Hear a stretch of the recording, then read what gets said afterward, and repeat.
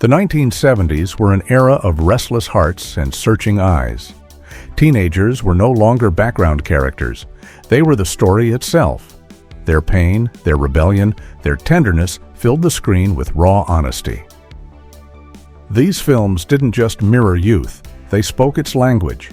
Let's rediscover 18 teen dramas that defined a generation, each one unforgettable. 1. Bless the Beasts and Children, 1971. Picture a ragtag group of boys, unwanted and discarded, riding out into the Arizona desert. Their mission? To save a herd of buffalo from senseless slaughter. But Bless the Beasts and Children was never just about animals. It was about the alienation of youth in a world that didn't care if they survived. Each boy represents a wound, neglectful parents, abuse, abandonment. Cast out as misfits, they find each other at summer camp. But their friendship is forged in rebellion, a desperate stand against cruelty. Director Stanley Kramer crafted the film with aching sincerity, contrasting majestic landscapes with the brokenness of children trapped in an unforgiving system. The music, especially the Carpenters' haunting theme song, deepens the sorrow. Critics at the time dismissed the film as overly sentimental, but for young viewers, it was revolutionary. It gave voice to those who felt invisible, the outcasts, the unwanted, the ones society labeled as failures before they had a chance to live. In its quiet way, Bless the Beasts and Children dared to say that compassion was rebellion, and that friendship could be salvation. For the misfit teens of the 1970s, it wasn't just a film, it was recognition. Second Summer of 42, 71. A lonely beach, a boy named Hermie watching the waves, and a woman mourning a husband sent to war. Summer of 42 unfolded like a whispered memory, soft, aching, unforgettable.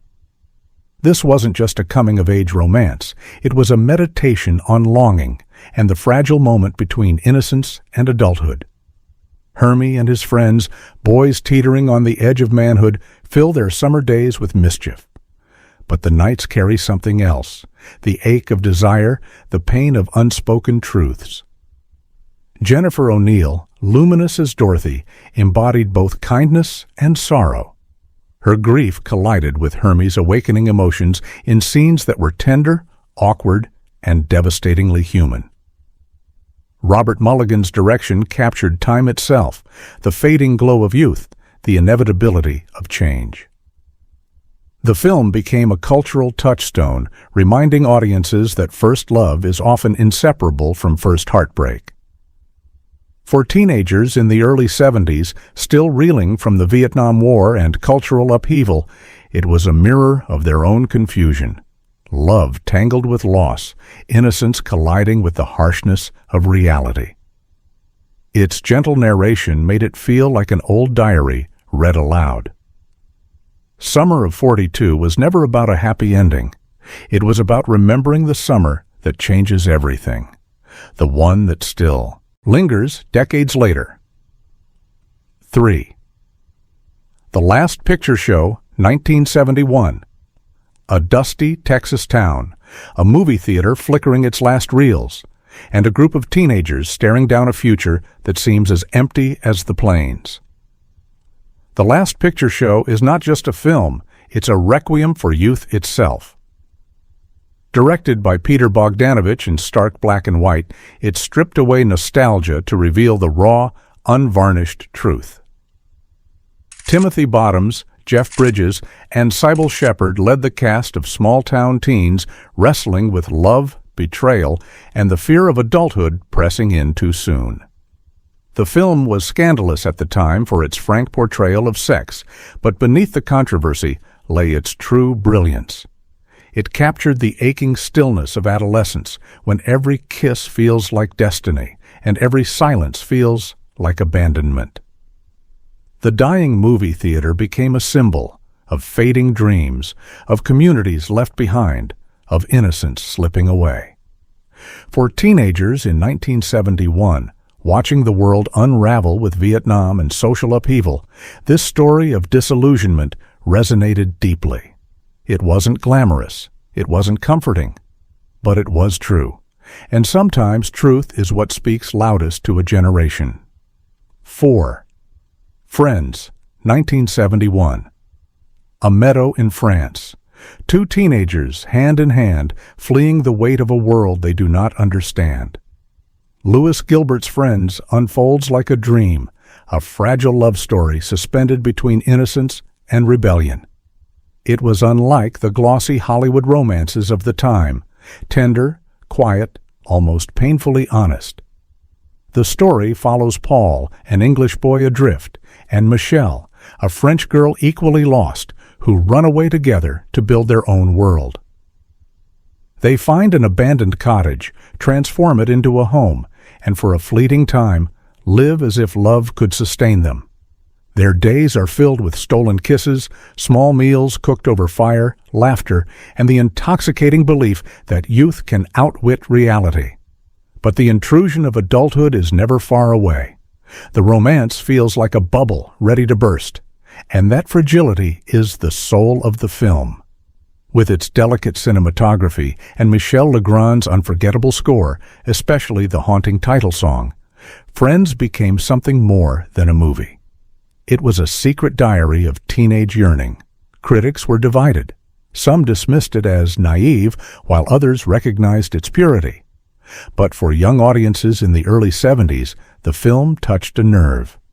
At a time when traditional authority was breaking down, and when the world felt unstable, the idea of building one's own little universe, even if doomed, resonated deeply.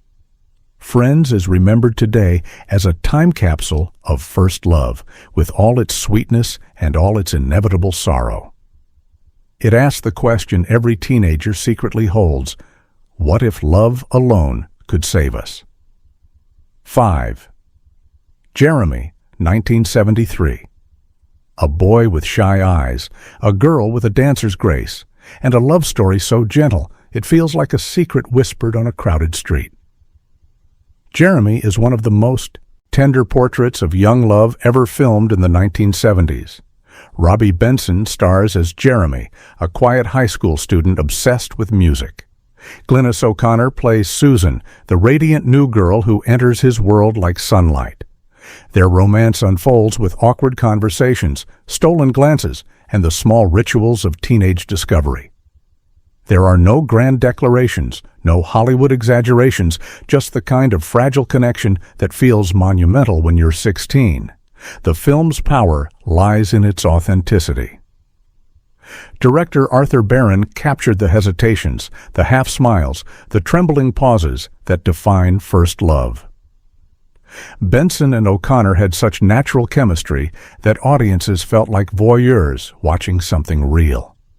But the poignancy comes from the inevitability of separation. Susan's family plans to move, and the romance is shadowed by the ticking clock of time running out.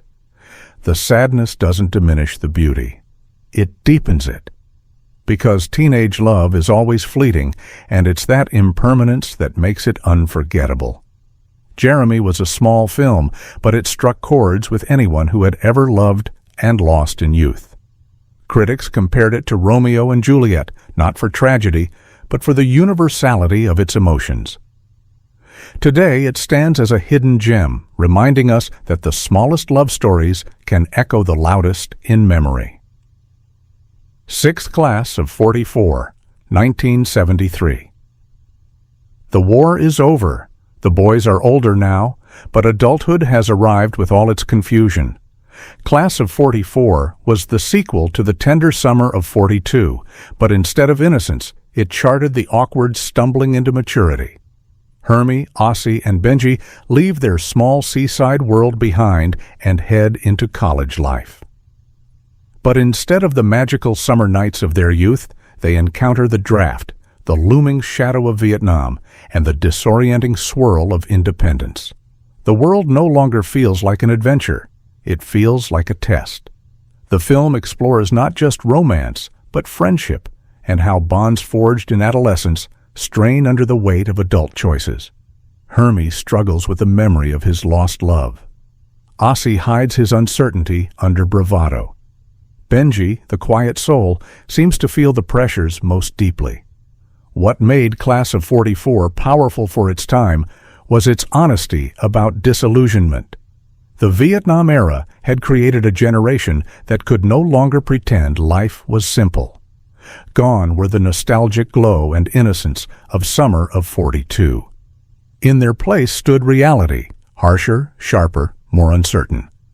Though the film never reached the acclaim of its predecessor, it captured something uniquely 1970s, the melancholy of growing up during upheaval. It showed that adolescence doesn't end in a single summer.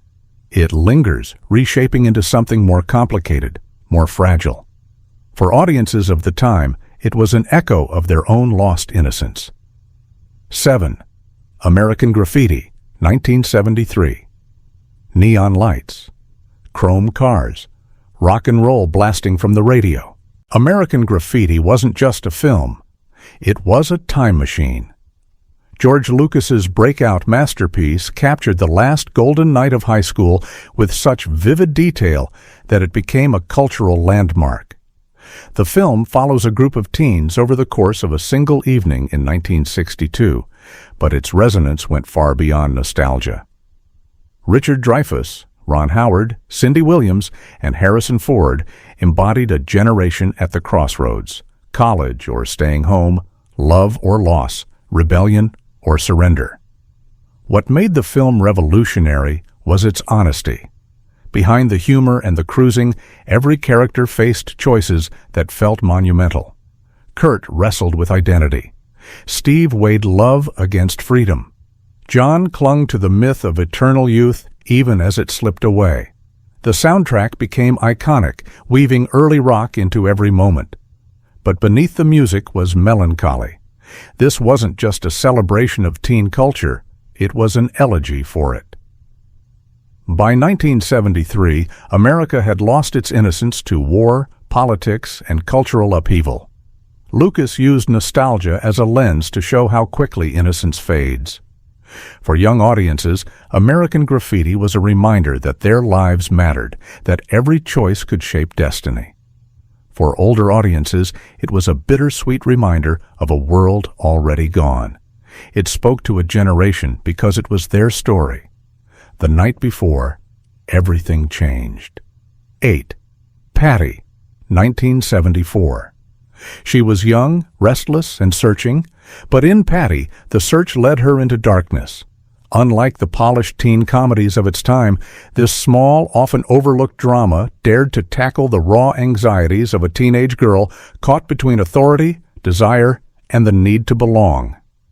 Patty is not a conventional heroine. She's rebellious, questioning the rules imposed by adults who neither understand nor care for her inner world.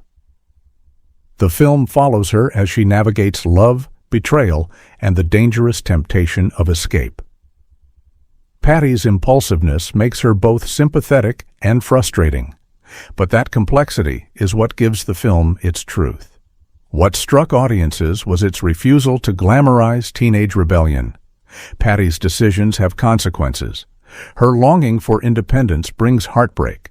Her desire for love brings vulnerability, and her resistance to conformity isolates her even further. The film feels raw, sometimes unpolished, but that roughness is its strength.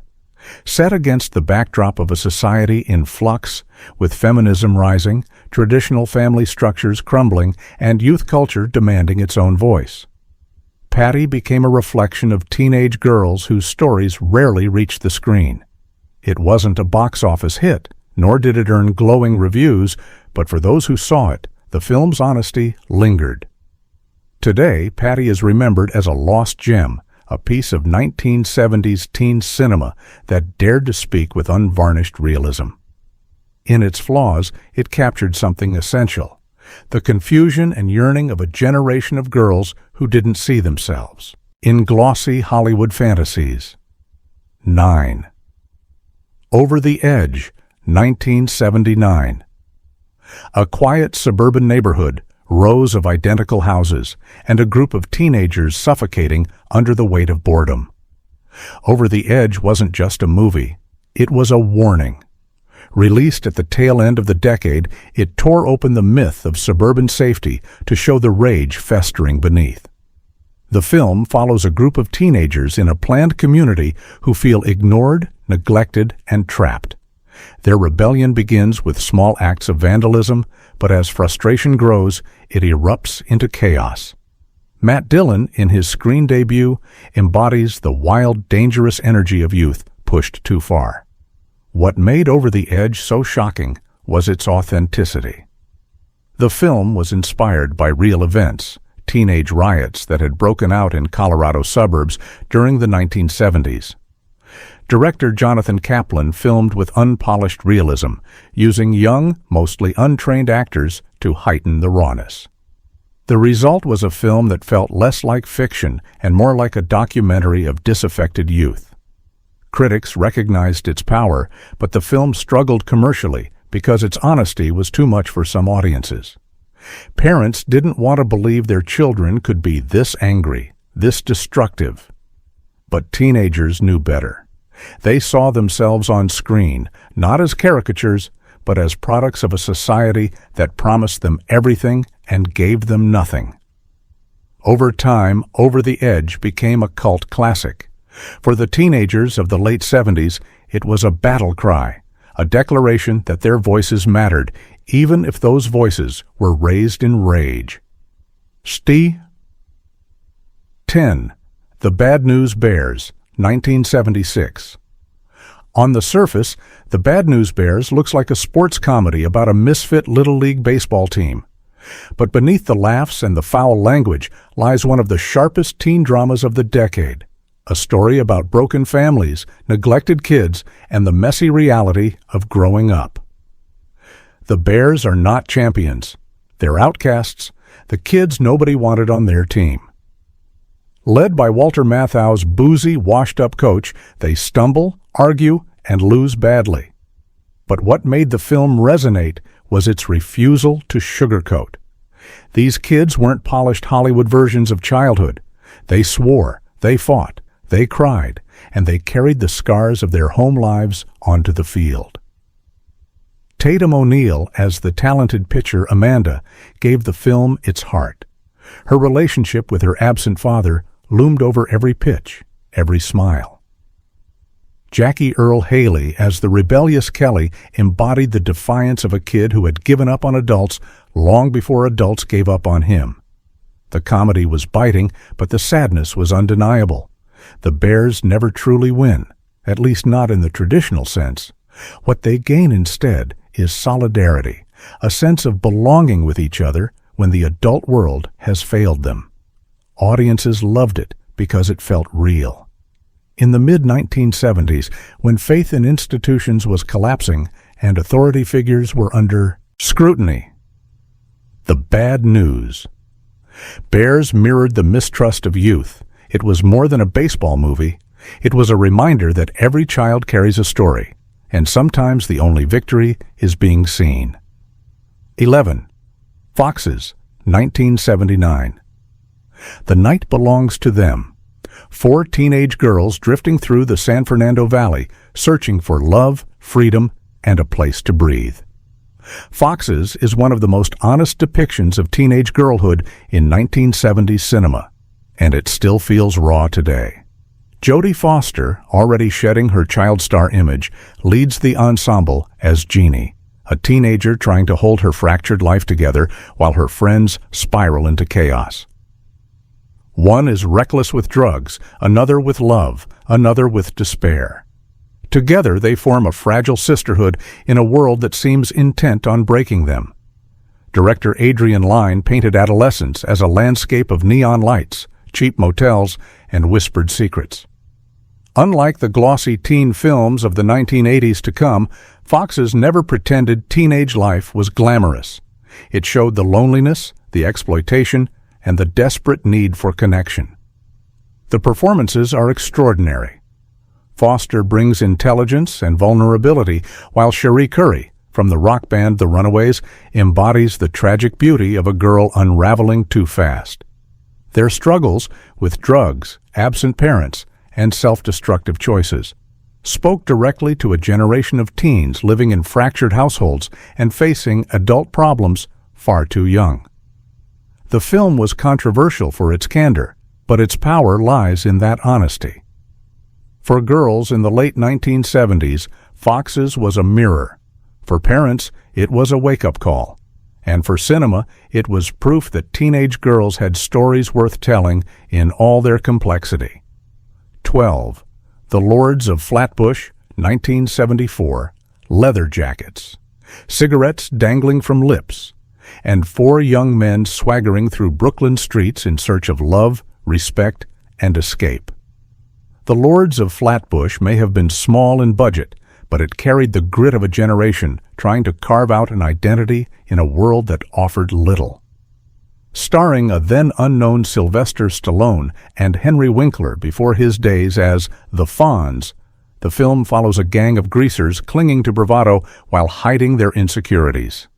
They chase girls, get into fights, and live for the moment, but beneath the toughness is a deep fear of what comes next. Marriage, responsibility, adulthood. Each character senses that their carefree days are slipping away, and the film captures the unease of boys becoming men. What made the film resonate was its raw authenticity. Shot in Brooklyn with minimal polish, it felt like eavesdropping on real conversations in a real neighborhood. Stallone, in particular, brought surprising depth to his role as Stanley, a young man masking vulnerability with aggression. The film also touched on themes rarely explored in teen dramas of the time: early marriage, class struggles, and the crushing weight of limited opportunities. Though often overshadowed by American Graffiti and later teen classics, The Lords of Flatbush gave working-class teens their own cinematic reflection. It wasn't about dreamy nostalgia. It was about the hardness of survival, the quiet tragedy of lost youth, and the longing for something more than the streets offered. For a generation of young viewers, it felt like truth. 13. Our Winning Season, 1978. The whistle blows, feet pound against the track, and in the distance, adulthood looms like a storm cloud. Our Winning Season is more than a sports drama. It's a portrait of young men in the late 1960s, caught between dreams of glory and the sobering shadow of Vietnam. The film centers on David, a high school cross-country runner whose talent offers him a glimpse of escape. His passion for running collides with the realities of friendship, love, and looming war. Michael Street Gerard's performance gives David both youthful ambition and quiet vulnerability, making him a vessel for every teenager who's ever wondered if chasing a dream was enough. What sets the film apart is its focus on time itself. The narrative is haunted by the inevitability of growing up. Each victory on the track feels fleeting, each joy shadowed by uncertainty. The Vietnam draft looms in the background, threatening to shatter not just individual futures, but entire communities. Critics noted the film's understated power. It didn't rely on big victories or dramatic speeches. Instead, it captured the quiet moments, a conversation with a friend, a stolen kiss, the pounding solitude of a long run, that shape a teenager's coming of age. For audiences in the late 70s, the film was both nostalgic and haunting. Nostalgic because it looked back to the late 60s. Haunting because it reminded them of the fragility of youth when the world is at war. For teenagers of the time, Our Winning Season was a reflection of their own uncertainty, their own search for meaning before adulthood demanded everything. 14. Big Wednesday, 1978. Waves crashing against the California coast. 3 young men with surfboards under their arms, chasing freedom on the ocean's edge. Big Wednesday is not just a surfing film, it is an elegy for youth, friendship, and the American dream of eternal summer. Directed by John Milius, the film follows Matt, Jack, and Leroy from the golden days of their teenage surfing adventures in the early 60s through the turbulence of the Vietnam War and adulthood. The surf scenes are breathtaking, but the heart of the film lies in its portrayal of friendship. 3 boys bound by the sea, struggling to hold on to their bond as the world pulls them apart. The narrative is structured like a memory, filled with both exhilaration and loss. The boys' carefree days give way to responsibility, war, and disillusionment. The Big Wednesday of the title is both a literal massive swell and a metaphor for the life-changing moments that cannot be outrun. Critics at first dismissed the film as overly sentimental, but in the decades since, it has become a cult classic. For surfers, it remains sacred, the rare film that captures not just the sport, but the philosophy of surfing, the sense of time suspended between wave and horizon. For general audiences, it is a meditation on adolescence itself, the fleeting nature of youth, the inevitability of change, and the bittersweet ache of nostalgia. Big Wednesday spoke to a generation because it showed them their own journey, from reckless joy to sobering adulthood. It reminded them that every wave, like every moment of youth, eventually breaks. 15. I Never Promised You a Rose Garden, 1977. A teenage girl sits in a sterile hospital ward, her mind torn between two worlds, the harsh reality of her life and the fantasy kingdom her illness has created. I Never Promised You. A Rose Garden is one of the most haunting teen dramas of the 1970s, a film that dared to confront mental illness with unflinching honesty. Based on Joanne Greenberg's autobiographical novel, the film tells the story of Deborah, a teenage girl diagnosed with schizophrenia. Kathleen Quinlan delivers a heartbreaking performance, capturing the fragility and strength of a young woman lost in a battle for her sanity. Her inner world, filled with elaborate fantasies and gods, collides violently with the demands of doctors, parents, and society. At the center of the film is her relationship with her psychiatrist, played by Bibi Andersson. Unlike the cold medical system around her, this doctor offers compassion, guiding Deborah toward fragile steps of healing. Their sessions are tender, painful, and filled with quiet victories. In the 1970s, mental illness was still cloaked in stigma, and films rarely gave teenagers such depth. By presenting Deborah's struggles with empathy instead of sensationalism, the film broke ground. It showed that teenage rebellion wasn't always about defiance. Sometimes it was about survival. Though not a commercial hit, I Never Promised You a Rose Garden resonated with young viewers who recognized their own hidden battles. For a generation navigating social upheaval, parental pressure, and personal demons, the film offered a message of both sorrow and resilience.